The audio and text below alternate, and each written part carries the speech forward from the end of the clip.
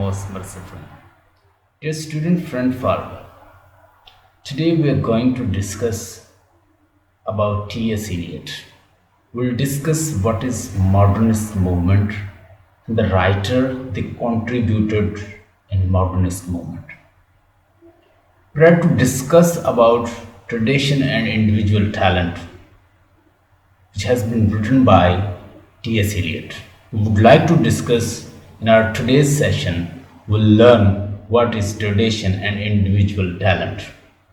It's T.S. Eliot unofficial manifesto, and in this essay, T.S. Eliot has divided it into three parts. In the first part of this essay, tradition and individual talent, he has given the concept of tradition. The second part of the essay consists of the theory of impersonality. The third part is a conclusion we'll discuss respectively. Prior to discuss about tradition and individual talent, I'd like to discuss the writer they contributed to form this modernist movement. In fact, many writers, like the movement of you say that structuralism, post-structuralism, and the movement like your surrealism, Dadaisms. So these were the movements specially developed for the paintings. So talk about the surrealism and Dadaism, they were mainly related to arts painting. So these all raised in Paris or France like a country. The people like Ezra Pound, who was basically American. He left America and settled in Paris. In fact, he started thinking his own country is not rich in culture, or not cultural enough to be lived in there. So he left America and joined Paris. He started living with the philosophers, writers, and he started living over there.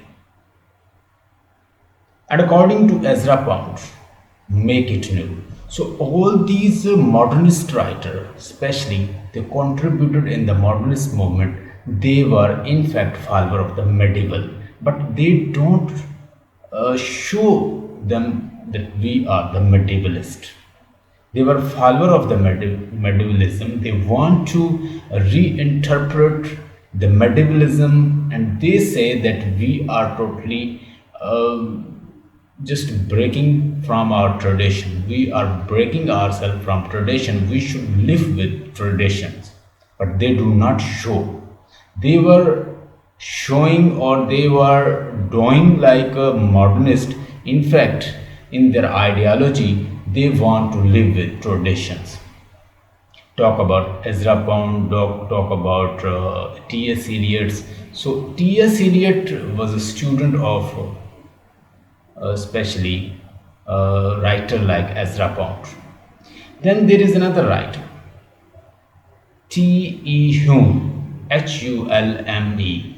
T.E. Hume, he was also, you could say, French writer, and what he contributed, he wrote only 4 poems. And you know that in 4 poems he has contributed a lot. He has written poems and he has given concept. Whatever you write, that should give image. So your poetry explain images. You to say whatever idea you write through poetry, it gives image. So it means he gives the concept of imagism. Further, some people started working on T.E. Hume and they developed imagism. So many movements, they all collected together and form a modernist movement. T.S. Eliot, he has written tradition and individual talent. T.S. Eliot has written, Wasteland, T.S. Eliot has written J. Alfred Love Song of J. Alfred Prufrock. Today I would like to discuss two poems, one from Wordsworth and one from the T.S. Eliot. Now you will come to know the difference between two. So let's see. Here are two poems, one from T.S. Eliot and other from Wordsworth. Beauteous Evening, very short poem by William Wordsworth. Beauteous evening, calms and free. Beauteous evening, calms and free. Holy time is quiet. Holy time is quiet as none in the church. So the time evening is very charming, and calm and free, and then he says the holy time is quiet as none in the church. So talk about the romantic approach of writing, and then we'll see the modernist way of writing. So the next line is breathless with adorations. So it means that here poet is writing the evening is just like calm and free, and evening is just like a nun. That nun is all the beauty and adorations, and she is standing along in front of the deity to bow down in front of the god, and god says nun is just standing and bowing down and decorating herself in a way to show her goodness. So here the beauty of the evening is being compared with the nun. So he has comparing beauty of the evening with the nun. The second one is T.S. Eliot love song of J. Alfred Prufrock. So here is the problem of the modern man. Modern man is totally in a fragmentation, in alienation, or in a kind of problems, and the very problem we see in his poem. So it is a kind of dramatic monologue, J. Alfred Prufrock. Let's go, you and I. So J. Alfred Prufrock, he's giving his monologue. So in his monologue, he said, let us go, you and I. Let us go, you and I. And the evening spread out against the sky. The evening spread out against the sky, like the patient etherized upon the tables. So he is saying, talking about the life in death. He is saying that the life in fact we living, that is a death. We are just like the patient etherized upon the table. So this evening is just like the death. So here evening is depicted with something else, but romantic poet, he is depicting evening with something else. Here the modern man is worried to be or not to be. We are basically living life in death. So here is no progress, no happiness.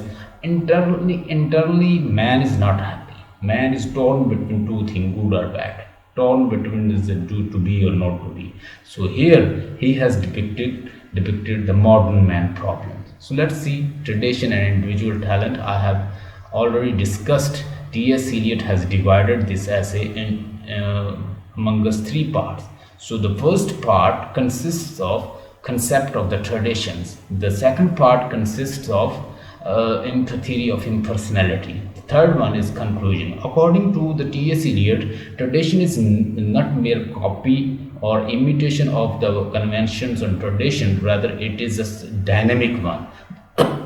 The concept of the tradition, especially for T.S. Eliot, is not static, rather it's a dynamic one, it's a progressive one, it's a developing one. So the person who studies tradition, he gets the historical sense, he gains historical sense, and after that he writes poetry by getting this historical sense. So the poets, they study the past in fact directs the present, and present in fact alter the past. So this is where past and present, they are depending each other. So a poet who is totally away from the tradition, he can't write individual poetry. So the good poet, the poet, they are writing something, in fact whatever they're writing good, they are in fact writing from the traditions. So once tradition is not over here, they can't develop historical sense. The second concept T.S. Eliot gives in his essay Tradition and Individual Talent, he